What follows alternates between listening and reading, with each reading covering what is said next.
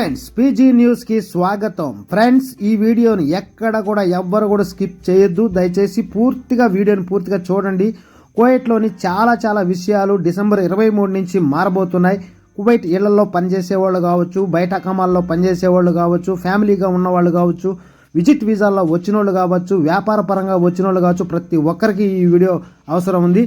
తప్పకుండా చూడకపోతే నష్టపోయే అవకాశాలు ఉన్నాయి, వివరాలు తెలుసుకోకపోతే కాబట్టి మీరు కొత్త వాళ్ళు ఎవరైనా చూస్తుంటే వెంటనే ఛానల్ సబ్స్క్రైబ్ చేసుకోండి. ఇలాంటి కొత్త వీడియోలు ఎప్పటికప్పుడు మీరు చూడవచ్చు. అలాగే వీడియో నచ్చితే లైక్ చేసి మీ ఫ్రెండ్స్ అందరికి కూడా షేర్ చేయండి. మరి వివరాలు చూస్తే డిసెంబర్ 23, 2025 నాటి మంత్రివర్గ తీర్మానం నంబర్ 2249 ప్రకారం విదేశీయుల నివాసాన్ని నియంత్రించే కొత్త కార్యనిర్వాహక నిబంధనలను అమలు చేస్తున్నట్లు అంతర్గత వ్యవహారాల మంత్రిత్వ శాఖ ప్రకటించింది.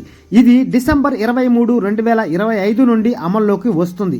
ప్రవాసులు నివాసంపై డిగ్రీ లా యొక్క కార్యనిర్వాహక నిబంధనలలో భాగంగా జారీ చేయబడిన కొత్త నిబంధనలు నివాస అనుమతులు, ప్రవేశ మరియు సందర్శన వీసాలు, గృహ కార్మికులు, విదేశీ పెట్టుబడిదారులు మరియు విదేశీ నవజాత శిశువులు రిజిస్ట్రేషన్ అవసరాలను కవర్ చేసే నవీకరించబడిన నియమాల శ్రేణి ప్రవేశపెడతాయి. నవీకరించబడిన నిబంధనల ప్రకారం అన్ని వర్గాలకు చెందిన అన్ని ప్రవేశ వీసాలు మరియు సందర్శన వీసాలు నెలకు 10 దినార్లు రుసుము లోబడి ఉంటాయి. ఇది వీసా రకాల్లో ప్రామాణిక రుసుము నిర్మాణాన్ని సూచిస్తుంది. ఆర్టికల్ 20 అనగా ఖాదిం వీసా కింద నివాస అనుమతి కలిగి ఉన్న గృహ కార్మికులు 4 నెలలకు మించని కాలం కువైట్ వెలుపల ఉండటానికి అనుమతి ఉన్నది. నిబంధనలు నిర్దేశిస్తున్నాయి. స్పాన్సర్ అధికారిక నిష్క్రమణ అనుమతి కోసం దరఖాస్తు చేసుకోకుండా ఈ వ్యవధి దాటితే నివాస అనుమతి రద్దు చేయబడుతుంది. నిబంధనలు అమలు తేదీకి ముందు దేశం విడిచి వెళ్లిన వ్యక్తులు ఈ నిబంధన వర్తిస్తుందని మంత్రిత్వ శాఖ స్పష్టం చేసింది. ప్రవాసులు నవజాత శిశువులకు సంబంధించి జననం తరువాత రిజిస్ట్రేషన్ కోసం మంత్రిత్వ శాఖ 4 నెలలు గ్రేస్ పీరియడ్ మంజూరు చేసింది. ఈ వ్యవధి ముగిసిన తర్వాత మొదటి నెలకు రోజు 2 దినార్ల జరిమానా విధించబడుతుంది. ఆ తర్వాత రిజిస్ట్రేషన్ పూర్తయ్యే వరకు రోజుకు 4 దినార్ల జరిమానా పెరుగుతుంది. గృహ కార్మికులు మరియు ఇలాంటి వర్గాలకు వీసాలు జారీ చేయడానికి కొత్త షరతులను కూడా కార్యనిర్వాహక నిబంధనలు వర్తిస్తాయి.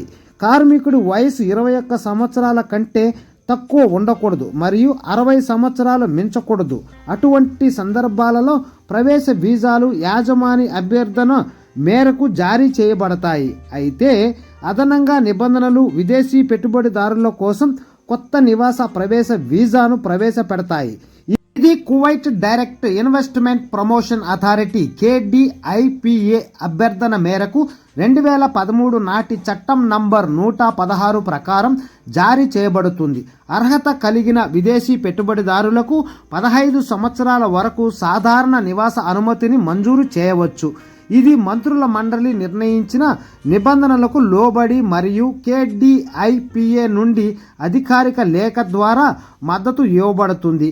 కొత్త కార్యనిర్వాహక నిబంధనలు నియంత్రణ స్పష్టతను పెంపొందించడం, పరిపాలన సామర్థ్యాన్ని మెరుగుపరచడం మరియు కువైట్ యొక్క విస్తృత శాసన చట్టంలో నివాస విధానాలను సమలేఖనం చేయడం లక్ష్యంగా పెట్టుకున్నాయని అంతర్గత వ్యవహారాల మంత్రిత్వ శాఖ పేర్కొంది. అధికారిక గెజిట్లో ప్రచురించబడే తీర్మానంలోని నిబంధనలను అమలు చేయాలని అన్ని సంబంధిత అధికారులకు సూచించబడింది. Don't forget to subscribe, like, share. Thanks for watching.